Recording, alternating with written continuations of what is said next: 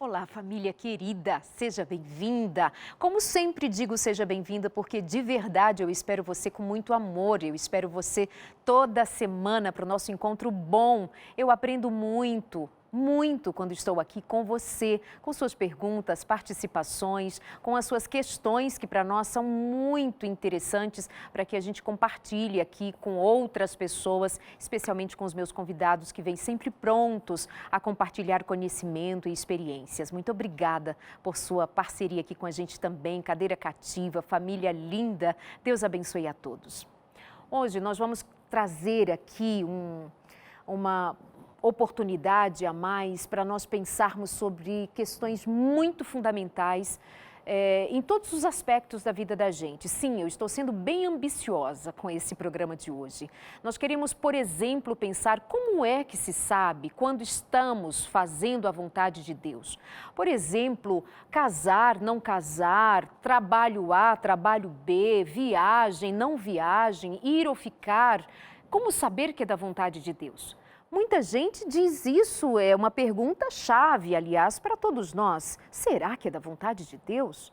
Mas então como é que se sabe a vontade de Deus? Será que é uma questão de sentir? Eu estou sentindo que é da vontade de Deus. Será? Bom, mas esta é uma questão muito importante, central na nossa conversa de hoje, mas eu vou fazer um apanhado com outras perguntas ou com ênfase em outras questões importantes também, certo? Por quê? Vou te explicar. Nesse final de semana, eu assisti uma série de palestras, uma série de sermões que nós chamamos de Maratona Espiritual, na Igreja Adventista do UNASP, que é a nossa universidade em São Paulo, aqui São Paulo capital. Temos em Juízo Coelho, temos em Hortolândia, todas aqui no estado, são esse complexo de universidades, escola, enfim. Nessa maratona, uma das mensagens me chamou bastante atenção. E esta mensagem eu vou indicar inclusive para você onde você vai poder assisti-la. Durante o programa eu te digo isto. E aquela mensagem me fez pensar que seria muito bom compartilhar com você, porque a mim foi muito importante, foi muito significativa, muito bonita, simples, profunda, ao ponto, e eu quis trazer a você, mas de uma maneira muito especial. Num dado momento, eu lembrei que eu havia planejado fazer o tema Como Saber a Vontade de Deus aqui no consultório. Estava ali assistindo aquela palestra quando aquela ideia me veio à memória. E eu pensei, vou convidar este pastor. Quando eu exatamente terminei de falar aqui no meu pensamento, lembrar do tema relacionado à pessoa que eu criei, naquele momento seria a pessoa adequada para vir compartilhar aqui a resposta da pergunta como saber a vontade de Deus, imediatamente no púlpito, enquanto eu pensava, ele disse, como saber a vontade de Deus? Guardando a lei de Deus.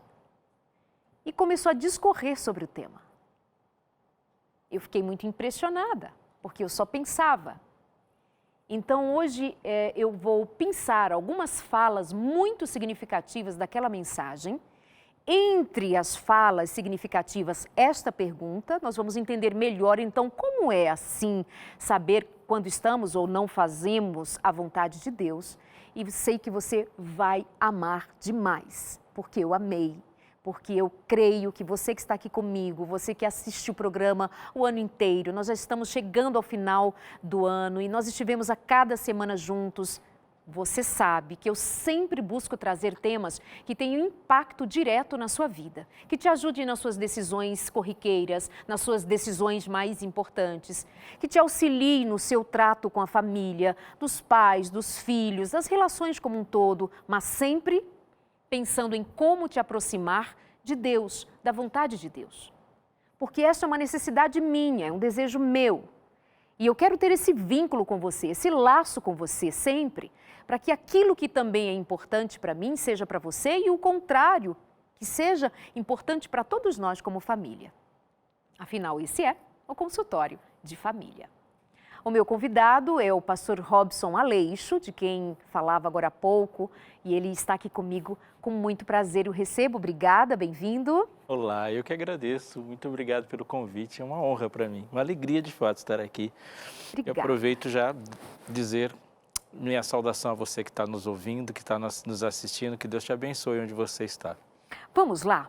Vamos. Como já expliquei tudo aos meus amigos e amigas ali em casa, a sua mensagem aquele dia começou quando você nos fazia pensar que lá no Éden aconteceu algo muito significativo e que vai além da tentação. Aliás, é anterior e além da tentação, né? Que tem a ver com quando Satanás, em forma de serpente, convence Eva a que ela fizesse algo contrário ao que Deus havia orientado. Ele a induz a fazer, mas ele tinha em mente que ela se tornasse em alguém diferente. O que é isso mesmo que está ali tão presente naquela experiência e que é necessário que nós tenhamos conhecimento para que nós sejamos cuidadosos ao pensar sobre o que é fazer e o que é ser, segundo a vontade de Deus? Isso é tremendamente importante. Eu diria que isso é tão importante que se a gente não compreender isso, nossa compreensão sobre todas as outras coisas vai desmoronar também. O fazer e o ser na Bíblia, eles nunca se dissociam. Nós fazemos porque somos. E somos, e a nossa identidade, ela é vista por todos a partir do que fazemos também. Nunca se separa. Quando, por exemplo, Deus fala de crer, o crer, ele envolve todos os aspectos do ser. Não envolve só o intelecto. Deus identifica, você não creu. Por quê? Porque as suas atitudes não se associaram com a sua fala.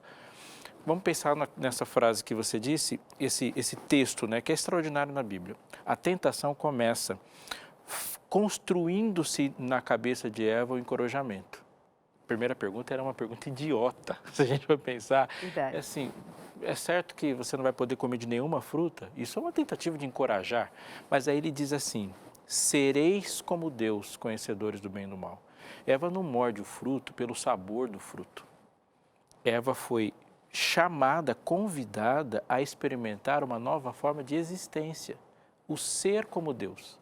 Mas para que ela entendesse o ser como Deus, a figura de Deus também foi desfigurada na cabeça dela. Ela falou, porque Deus sabe que quando você abrir os olhos, você vai ser como Ele. Em outras palavras, Deus não quer te dar algo bom. Ou seja, Deus não é tão bom quanto você pensa que é. A ideia de um Deus de amor e bondade foi desfeita e a ideia de alguém sendo a imagem e semelhança de Deus também foi desfeita.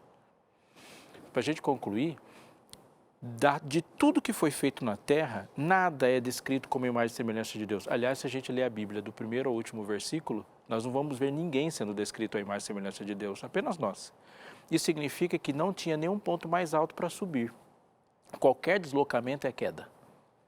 Então, se mexer e querer se alterar da posição de ser imagem e semelhança de Deus, inevitavelmente a gente vai tornar alguma coisa menos do que éramos. Não tem como subir. E assim foi. E assim foi. Não tem outra forma de ser. Não tem, exatamente. Então, há uma alteração na identidade dupla. A identidade de Deus é alterada e a identidade do homem é alterada. E quando ela acredita nessa alteração, a ideia de Deus se desfigura na mente dela e tudo que era ela começa a se desmanchar. O senhor pode assim, fazer de uma maneira bem prática? Pensemos aqui em nós, nosso dia a dia. Como é que isso se manifesta? Como é este eu ser e fazer no contexto de identidade ligada a Deus, que me fez, a sua imagem e semelhança, sabe, algo prático do dia a dia. Como é que a gente entende isso? Eu vou dizer uma forma prática. Você briga com alguém que você ama, que se sente traída. Está certo isso aí. Está certo. Se vê de uma maneira assim, é correto eu me magoar. É correto eu pensar na minha vingança. É correto eu pensar numa justificativa. Não é correto pedir desculpas de alguma coisa que você está correto. E de repente você se humilha. Isso não foi você. Isso é Deus agindo em você. Quando eu vejo isso, eu falo, alguma coisa para além desse ser aconteceu. A Bíblia usa uma expressão para isso. Deus foi glorificado. Quando eu falo assim, você não faria isso. Quando um homem pega uma porta de uma cidade e põe nas costas, qualquer pessoa que assistiu falou assim, não, Um homem não põe uma porta de uma cidade nas costas. Alguém fez isso. E aí a glória é atribuída para alguém fora disso. Deus nos fez para isso. Então tudo que a gente fala que não é humano, o que é humano, na verdade é divino. É divino. Amar não é humano. Amar é divino. Quando nós amamos, o ser de Deus transparece em nós. É desgastante tentar amar. É tremendamente desgastante. Nós não amamos. Deus ama através de nós. Na prática é deixar que Deus apareça nas relações. E o que Satanás quis e conseguiu, de certa forma, conseguiu totalmente ali, foi desfigurar a compreensão que Eva tinha até ali a respeito de Deus. Ele conseguiu desfazer, levando-a a pensar algo de Deus que não era verdade. Ele conseguiu desfigurá-la posteriormente fisicamente, com todas as consequências. Conseguiu desfigurar a imagem de Deus de alguma forma perante o universo, porque entrou em dúvida o caráter do próprio Deus e, por consequência disso, até hoje, Cristo está insistindo a que o seu caráter seja restaurado em nós. Exatamente. A resposta e a pergunta estão na mesma fonte. Na imagem em Eva, Deus foi desfigurado. Na imagem em Eva e nas Evas pós ela, Deus é reconfigurado. Isso, esse é o plano da salvação. Tremendo. Tremendo. Eu acrescentaria que o que me faz me emocionar é que Deus chamava esse homem de Adão. E quando ele sai do Éden, Deus continua chamando ele de Adão. Ele chama de filho antes do pecado e chama de filho depois do pecado. É filho. Na cabeça de Deus não muda. Eu fiz você para isso, eu continuo. As coisas ficam difíceis, mas eu não mudo em relação a você. Isso é Deus. Perfeito. Então, voltando, a real intenção de Satanás, levando Eva a desobedecer e Adão a desobedecerem, era que eles fossem levados a desonrar a Deus. A real intenção dele era esta. Você vai dizer ali na sua palestra que quando Adão e Eva se olhavam, eles estavam nus e não se envergonhavam. Por quê? Em lugar de Deus, o que viam um no outro? O que via um no outro? Por que sorris, ó homem? Eu achei a resposta que ele encontrou ali, que ele deu de uma maneira tão bonita, tão preciosa. Então, vou repetir a pergunta. Adão olhava para Eva, Eva olhava para Adão. Eles estavam nus, diz o texto bíblico, e eles não se envergonhavam. Pergunto, pastor, por que não se envergonhavam? A resposta está no capítulo anterior, em Gênesis 1, verso 26. Deus disse, façamos o ser humano, o homem, a nossa imagem, conforme a nossa semelhança. Isso é extraordinário, extraordinário. Porque Deus usa para fazer Adão e Eva a mesma sequência que Ele usa para fazer as outras coisas todas. Veja bem, o primeiro texto diz assim, a terra era sem forma e vazia. Essa frase explica tudo, porque a gente vai pegar a próxima frase, ou no próximo momento de criação, e Deus cria a luz.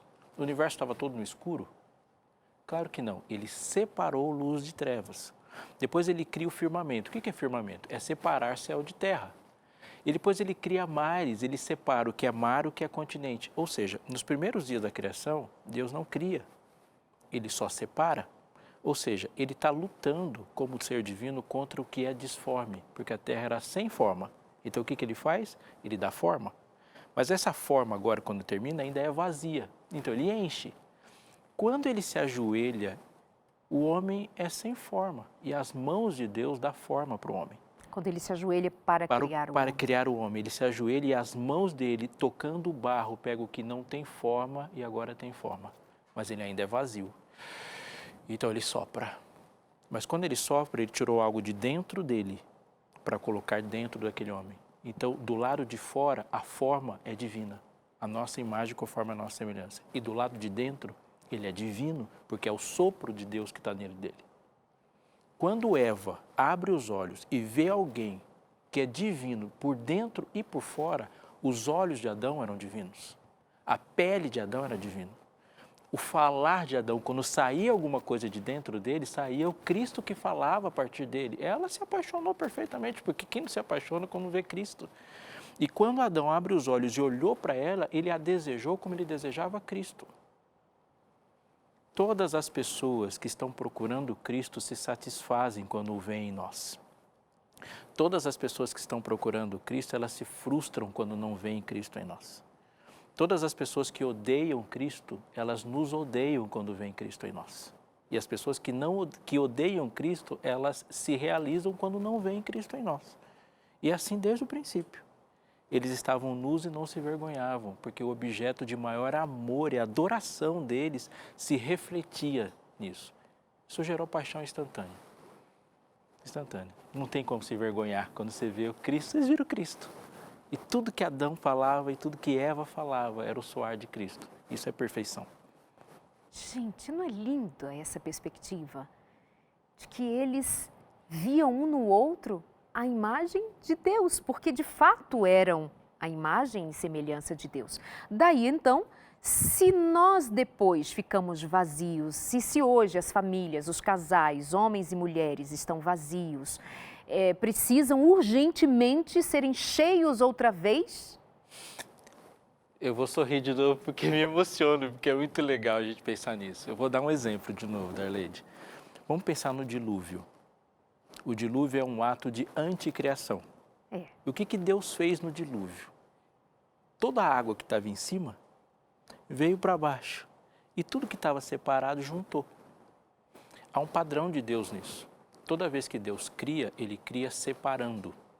E toda vez que Ele destrói, os processos de destruição são juntando. Isso não é só em relação à terra, isso é em relação a qualquer vida. Quando Deus cria em mim um novo ser, Ele me distingue, Ele me separa. O conceito de santidade e separação na Bíblia é a mesma palavra. O que é ser santo? Ser santo é ser separado. Só existe propósito para aquilo que é distinto. E não há propósito para aquilo que está junto com tudo. O dilúvio foi um ato de juntar. Quando Jesus voltar, os montes ardendo se desfarão, tudo se funde. A terra fica de novo sem forma e vazia, porque as coisas perdem completamente a distinção. O ato de Deus de me dar novos significados é me dar propósito, me dando distinção e função, exatamente como Ele fez na criação. Por isso Ele dava até nome novo a alguns dos homens que Ele chamou para um propósito grande, novo, que tinha propósito de eternidade, inclusive, como no caso de Abrão, muda para Abraão. E isso é muito bonito mesmo. Um exemplo clássico é de Elias. Elias. Como Deus curou Elias, renovando na mente de Elias o propósito. Elias, sai daí. Mas ele não falou sai daí e vai fazer 3 coisas. Ou seja, ele renova o propósito em Elias. E quando ele renova o propósito em Elias, Elias tem uma nova vida. Aquele homem que queria morrer, agora ele não quer só viver, ele quer fazer vida em outras. Essa distinção é a vida. Adão e Eva, separados, distintos, com propósito e com função, tinham uma vida com significado. O que o pecado faz é juntar tudo. Uau! Outra frase dita pelo pastor Robson Aleixo foi: naquela palestra que eu assisti e que eu estou aqui de alguma forma comunicando ou compartilhando com você alguns trechos, pensando de lá algumas das questões que ele elaborou muito melhor. Vou pedir para a produção daqui a pouquinho colocar o canal onde você vai poder assistir essa palestra inteira, completinha, sem interferência de ninguém, mas é de uma beleza muito grande. Veja essa daqui. Não é a sua ausência, marido, ou esposa, enfim, mas naquele momento ele se referia, por exemplo, ao marido, se utilizando também de textos bíblicos. Não é a sua ausência que vai danificar a sua relação em casa com a família, mas é a ausência de Cristo em você que danifica a sua vida em família. Isso é real, isso exige da gente uma admissão de fracasso. E as admissões de fracasso sempre são o começo de novas histórias. Eu vou usar o exemplo de Eva de novo, porque quando eles se viram depois do pecado, eles se envergonharam de si e, obviamente, um do outro. E eles preferiram estar cobertos por folhas de figueira, como o homem mais bonito do mundo ficou melhor, cheio de mato pendurado nele. Como a mulher mais linda que já pisou nesse planeta ficou melhor com figueira em cima dela. O fracasso de si, o olhar para si e não ver Cristo. Porque foi exatamente isso que aconteceu quando aquele pecado foi cometido. A imagem de Cristo trincou, rachou.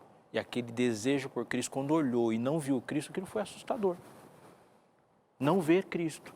Aplicando para aquilo que você disse, sim, nós devemos estar presentes, porque ser imagem de Cristo é ser como Cristo. Cristo não dá coisas, Cristo se dá. Ele se dá. Cristo sabe, Deus sabe que a melhor coisa que você pode ter na vida é a presença dele. E ele nunca vai negar isso. Deus se dá sempre. Ele é o eu sou. E a gente completa. Ele é a alegria, ele é a paz, ele é o amor, ele é tudo, ele é o que eu preciso. O Senhor é o meu pastor e nada me faltará.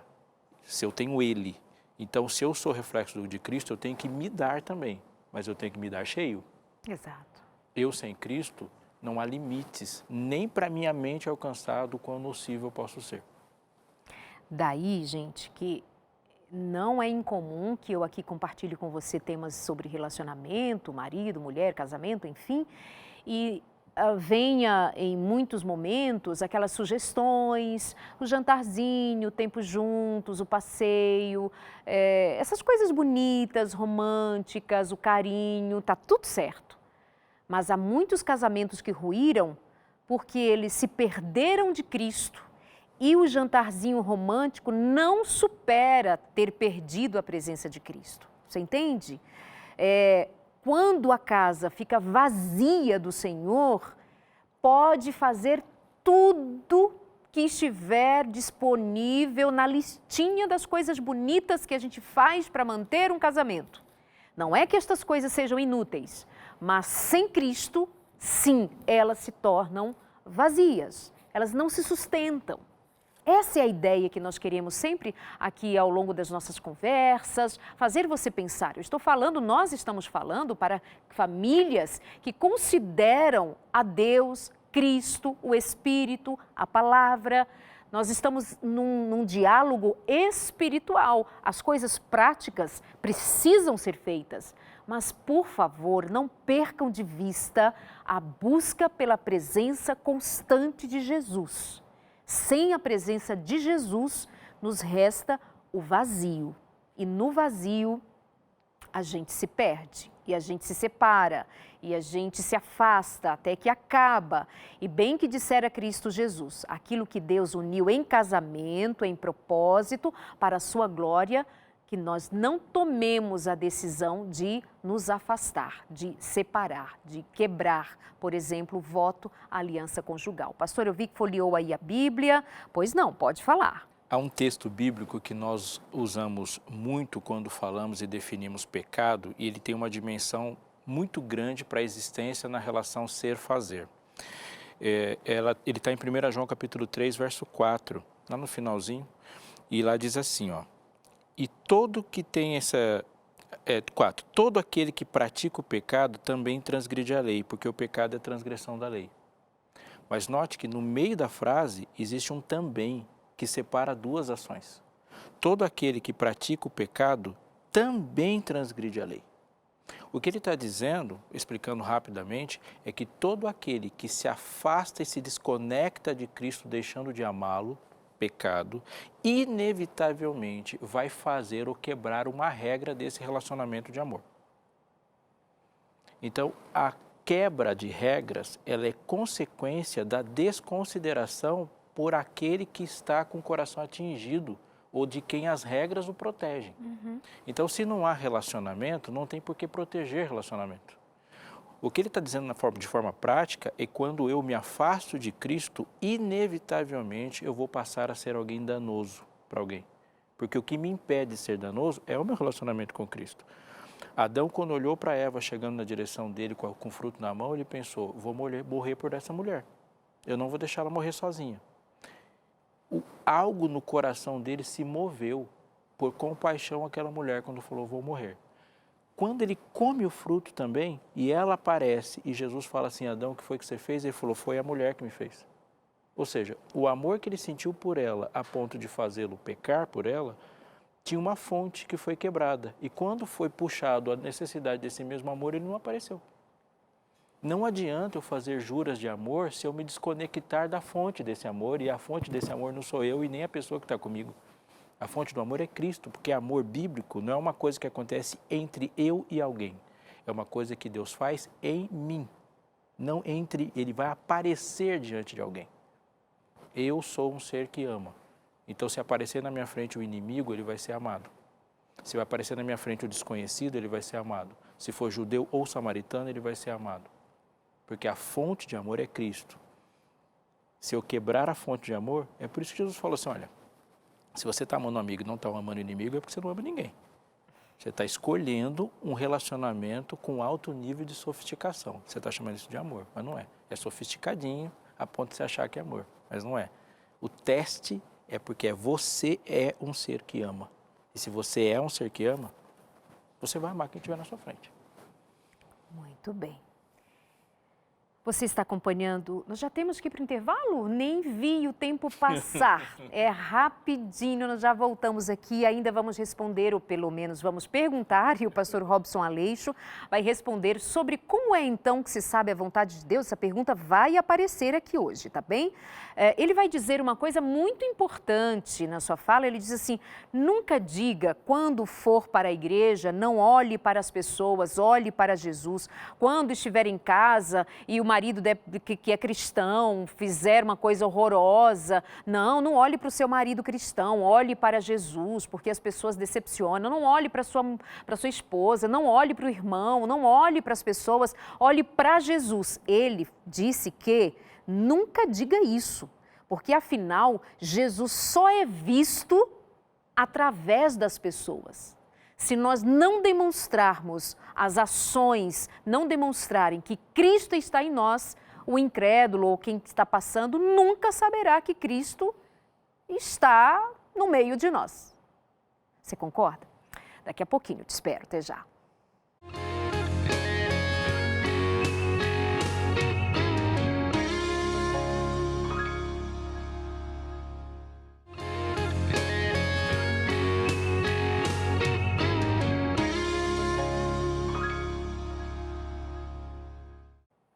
Amados e amadas, voltamos aqui com o nosso consultório de família. Eu aproveito já bem rapidinho para lembrar a você que está à sua disposição um material ótimo para você estudar sobre como viver em família, como cooperar para que o ambiente em família seja muito melhor. Você sabe, eu sempre gosto de mostrar para quem está chegando agora, para quem ainda não pediu a sua revista, está aqui em minhas mãos, Entre Família. São 15 lições, muito preparadas.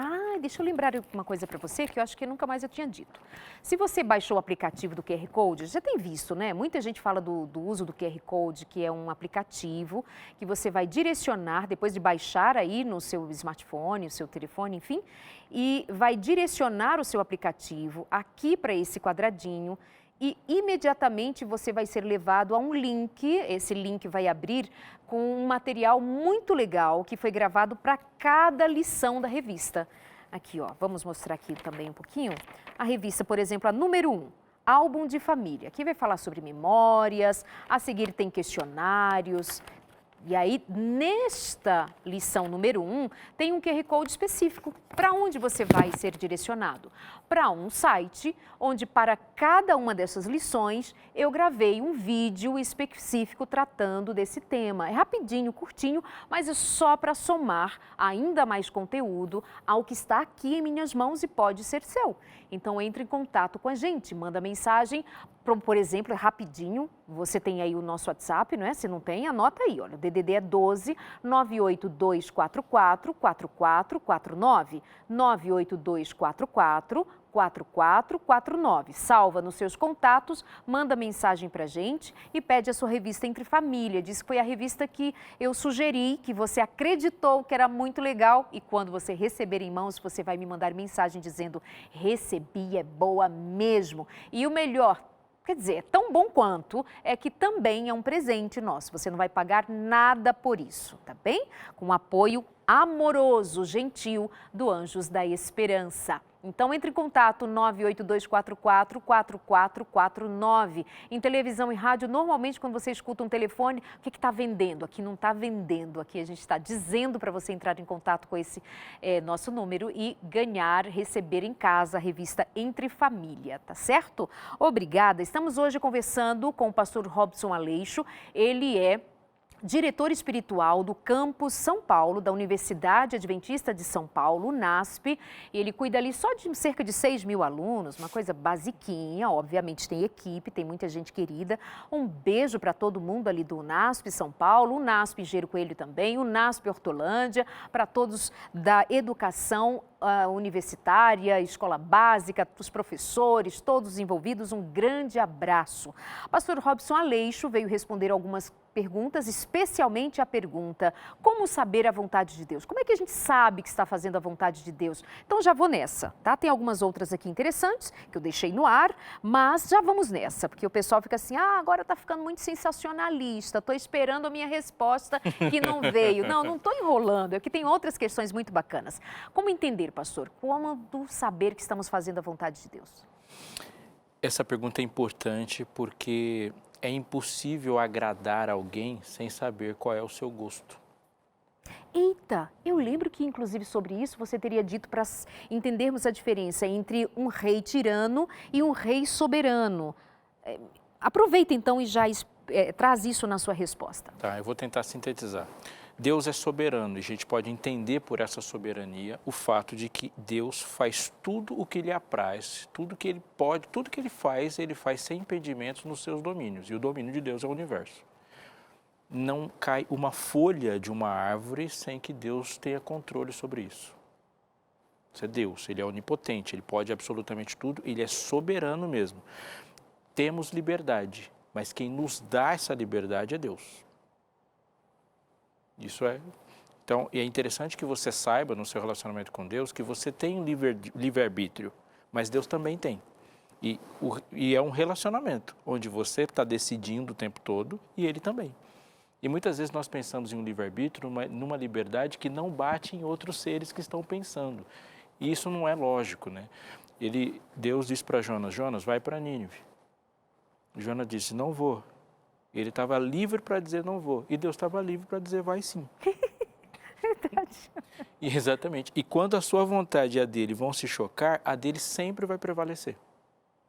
Você não está imaginando Deus chegando numa reunião no final da tarde e falar: aconteceu um negócio lá em Jacareí que eu não queria que acontecesse. Ai, que coisa, estou muito triste hoje. Isso não acontece. Tudo que acontece, de alguma forma ou de outra, está sob o controle dele.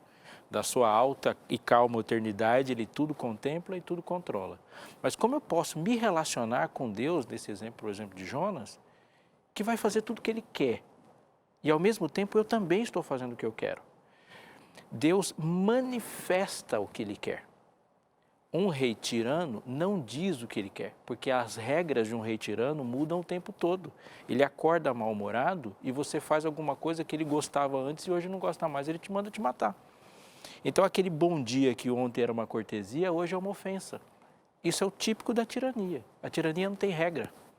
A tirania é a personalidade descompassada e patológica do tirano. Um dia o tirano resolveu pôr fogo em Roma, ele pôs fogo em Roma. Porque naquele momento a lei era aquela. Agora, quando Deus diz assim: eu vou dizer para você o que eu gosto. E não é possível dissociar as regras de relacionamento de alguém com a personalidade de alguém. Se você é o tipo de pessoa que você está diretamente manifesto nas regras que você põe na sua casa. Se Deus fosse cruel, o primeiro mandamento seria: seja cruel. Como Ele é amor, Ele diz: você deve amar porque eu sou amor. Como Ele é santo, Ele diz: sede santos porque eu sou santo. Então, todos os mandamentos de Deus têm um porquê Ele é. Seja fiel, porque eu sou fiel. Você foi feito à minha imagem. Seja perdoador. Por quê? Porque eu sou perdoador. Nisso sabereis que sois meus discípulos, se amardes uns aos outros. Todas as regras de Deus têm a ver com o gosto dele. Então ele fala assim: você quer saber a vontade de Deus? A vontade de Deus foi manifesta nas regras de relacionamento que ele colocou para a gente. O que é as regras de relacionamento? É a lei. Eu lembro aqui, por exemplo, que lá em Malaquias, quando fala a respeito do divórcio, Deus odeia o divórcio, porque o divórcio ali é resultado da quebra do voto de fidelidade. Deus odeia aquilo, o resultado daquilo, porque ele é fiel. E desconfigura o que ele é. Exato. Ele fala, você está passando um recado errado para o universo de uma pessoa que eu não sou. Eu não sou assim. E eu não você sou está aí me infiel. representando. Você está me representando e está dizendo para as pessoas alguma coisa que eu não sou. Que eu não sou. A história de Jó é muito interessante nesse sentido. Então, tudo que a gente faz, olha só, tudo que a gente faz, deveríamos fazer tendo em vista se para a glória de Deus ou não para a glória de Deus, porque se o que eu faço repercute também no caráter de Deus, isso é muito grave. Muito grave. Traiu, quebrou a aliança. Deus, o Criador. Aí eu estou aqui voltando lá ao primeiro momento, quando você estava nos fazendo pensar sobre o que aconteceu no Éden. Não é? Manchar, desonrar a Deus, desmanchar o que Deus havia proposto e havia aquele homem e aquela mulher vindo à existência de uma maneira tão plena, tão linda, agora acreditou numa outra voz, seguiu uma outra ideia, perdeu-se do propósito de Deus. Enfim, mas eu estou aqui pensando, construindo. Volta aí para a tua ideia. Eu vou continuar dessa questão, porque nós estamos falando da mesma ideia. Deus, depois que disse, façamos um homem à nossa imagem, ele disse, tenha ele domínio sobre os peixes do mar, sobre as aves do céu. Quem tem domínio sobre os peixes do mar, sobre as aves do céu, sobre os animais que rastejam sobre a terra? Deus tem domínio. Como Deus exerce esse domínio? Através do homem que ele criou. Portanto, o domínio do homem sobre os animais foi atribuído, porque ele é a imagem de Deus. Deus, portanto, ele é criador e criativo. Deus tem a capacidade de pensar, executar, planejar. Então, ele não ia me fazer a imagem dele sem fazer assim. A questão é que para que eu construa um projeto social que impacte na vida de alguém necessitado, eu tenho que ser criativo, eu tenho que ser executor, eu tenho que pensar e agir. Mas para eu cometer um assassinato, eu uso os mesmos atributos. Para assaltar um banco, tem os mesmos atributos. Para conquistar uma pessoa e para atrair uma pessoa, eu tenho que ser inteligente. Então, onde é que está o pecado nesse sentido? O pecado é uma apropriação indevida de uma capacidade divina para desfazer algo que não é divino.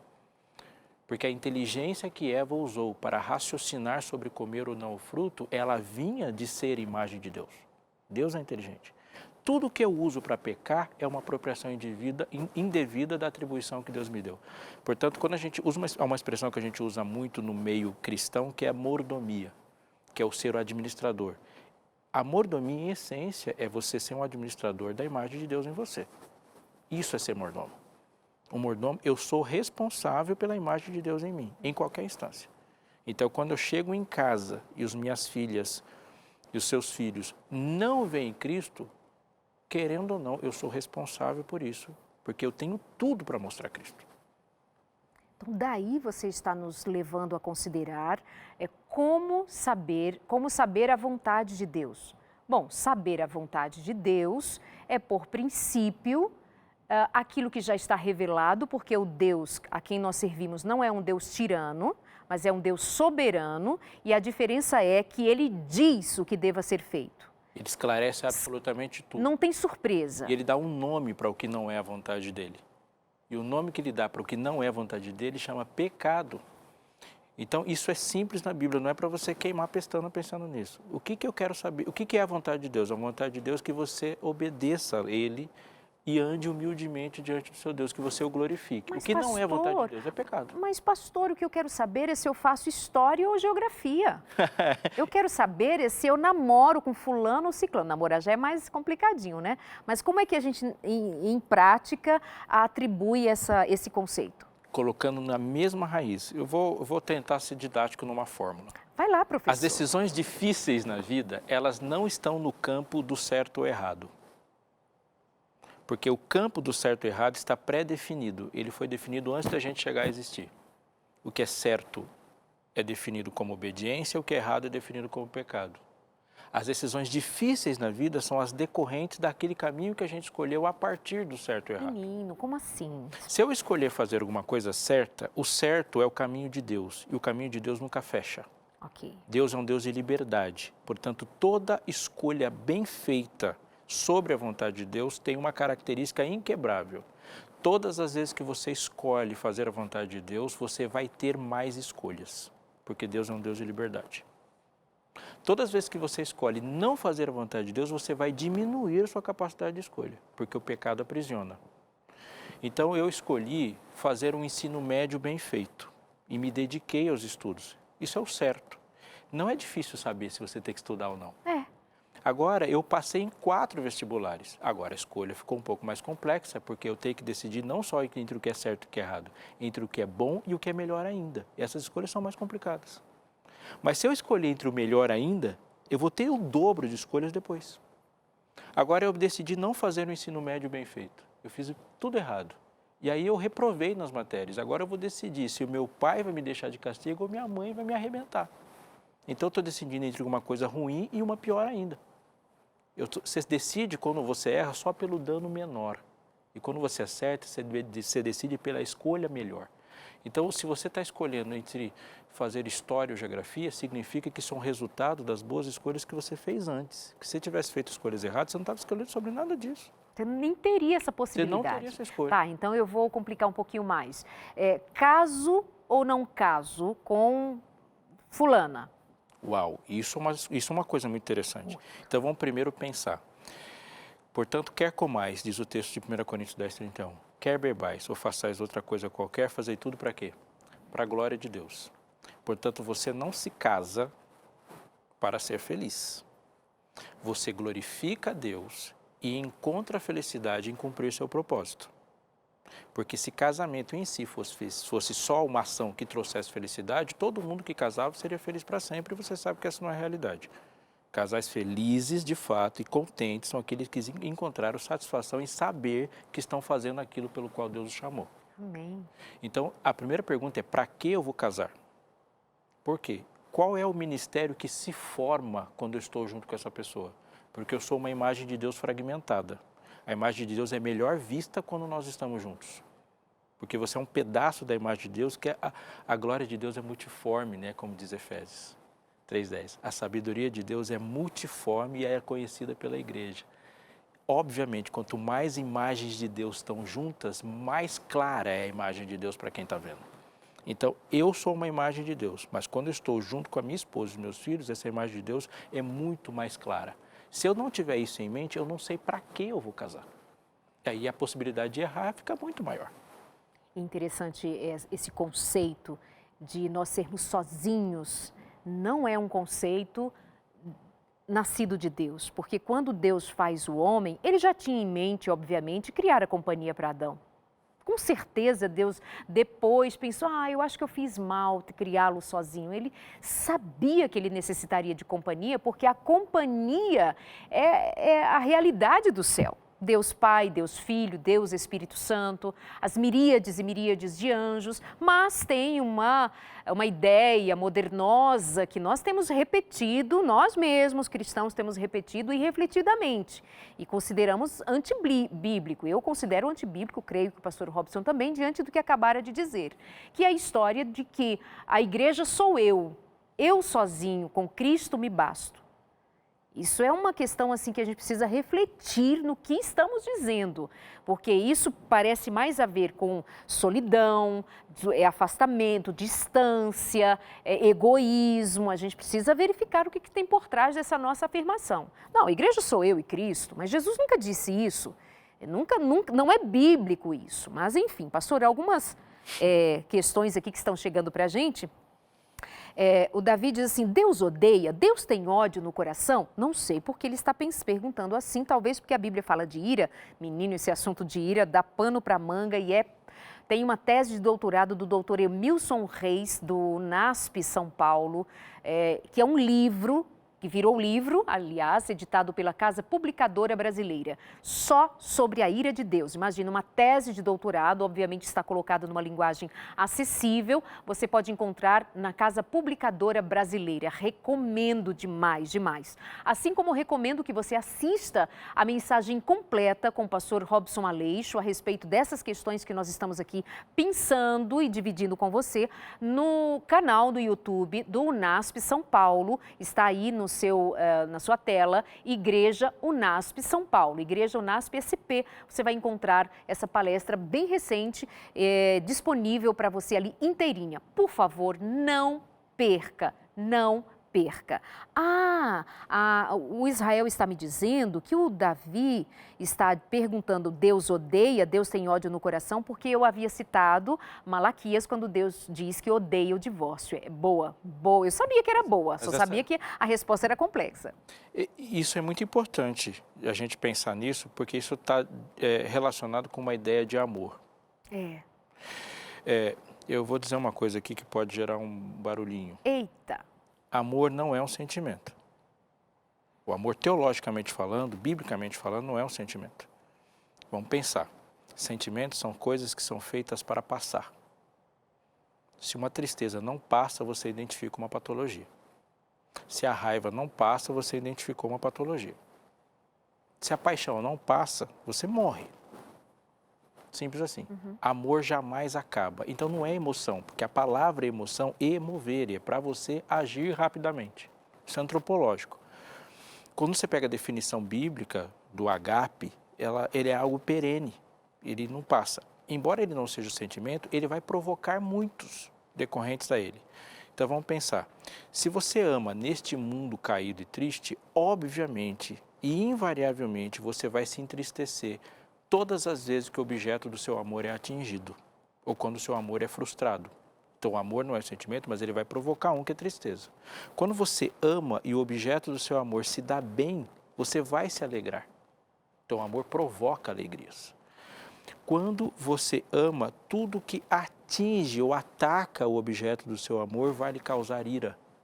Portanto, dizer que Deus, existindo o pecado, sendo um Deus de amor, não iria se irar, não combina com um Deus que se move no trono e que participa da nossa vida. Deus não é um Deus impassível. Portanto, contra que deve ser a pergunta que a ira de Deus se manifesta?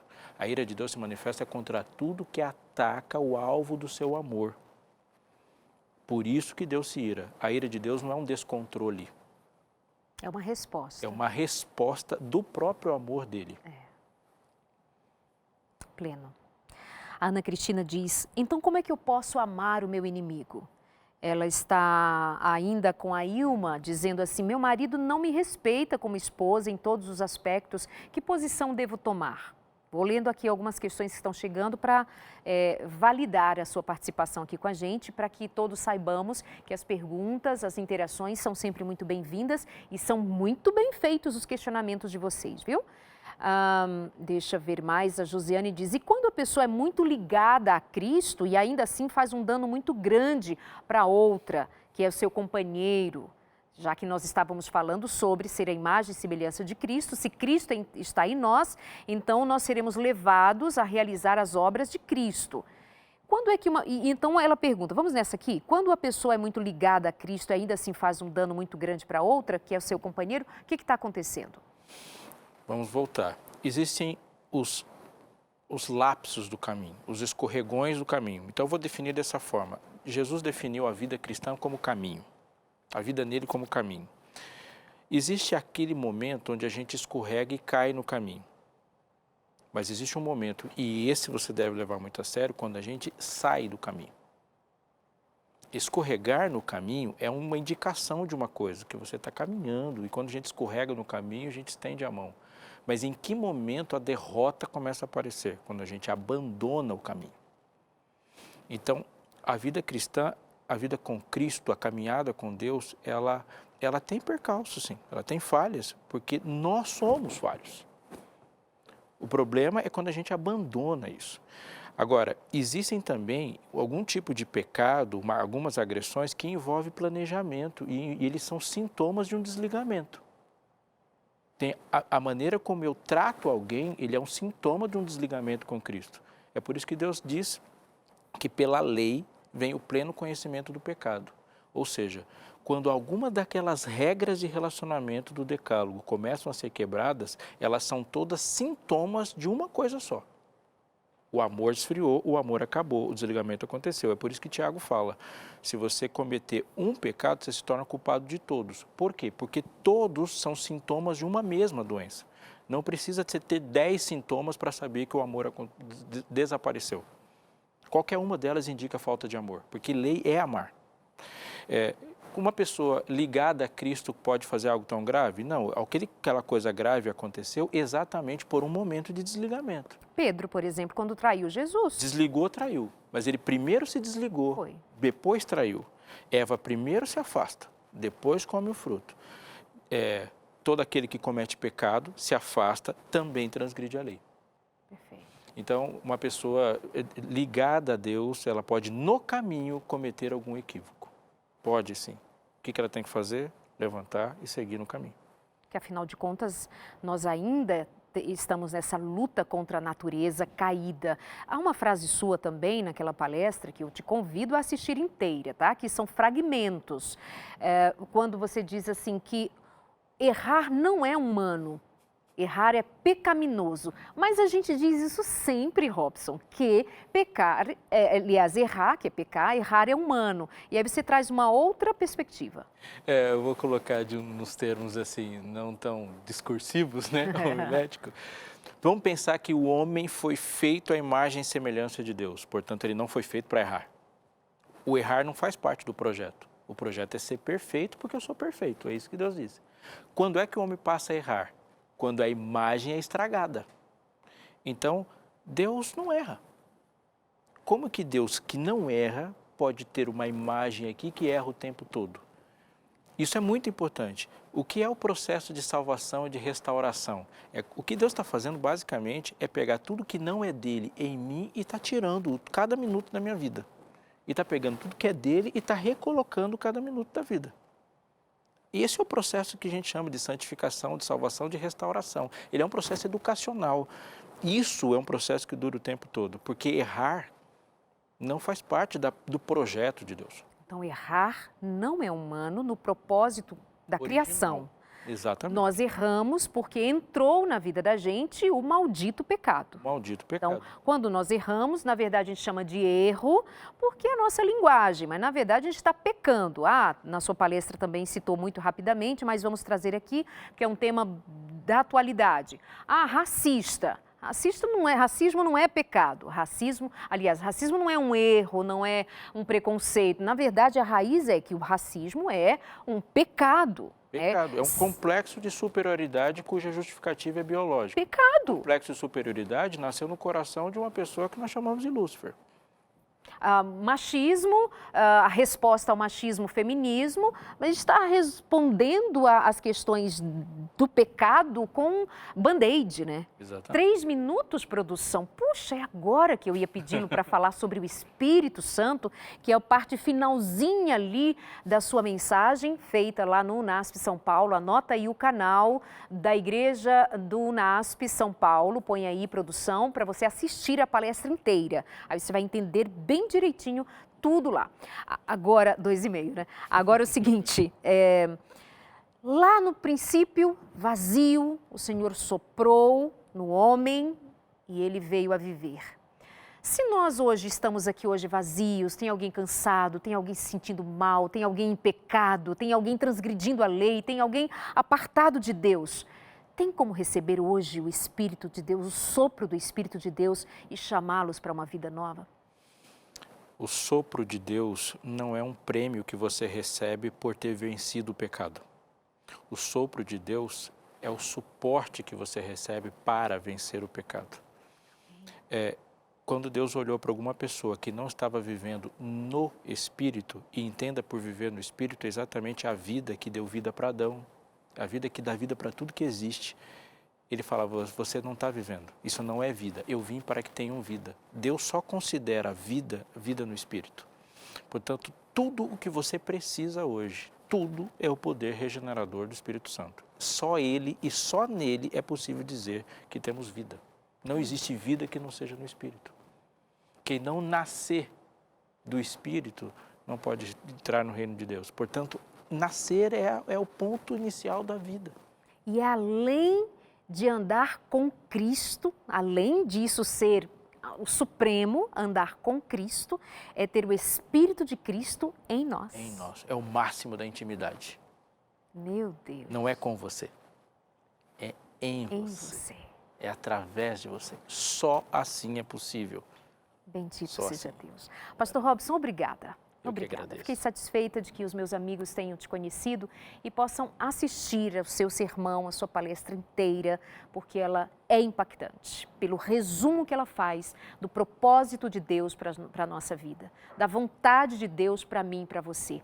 Como saber a vontade de Deus? Pelo Espírito de Deus, pela revelação da palavra de Deus, pelo exemplo em Cristo Jesus.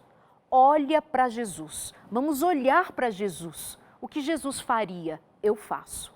Por onde Jesus andaria, eu ando. Que palavras Jesus usaria, eu as uso. O que eu vivo representa Cristo, demonstra Cristo? E tem uma pergunta que ficou no ar e você vai ouvir na palestra. Não diga que as pessoas devam olhar para Cristo e não para você. As pessoas só verão a Cristo se Cristo estiver em você, em mim.